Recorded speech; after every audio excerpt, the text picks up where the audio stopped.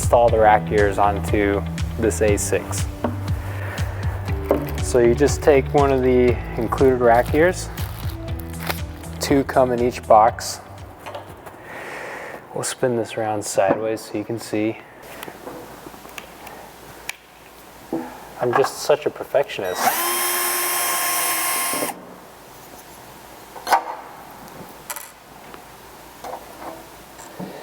Take out the 4 screws. Okay. Now we're ready to insert the A6 into the rack.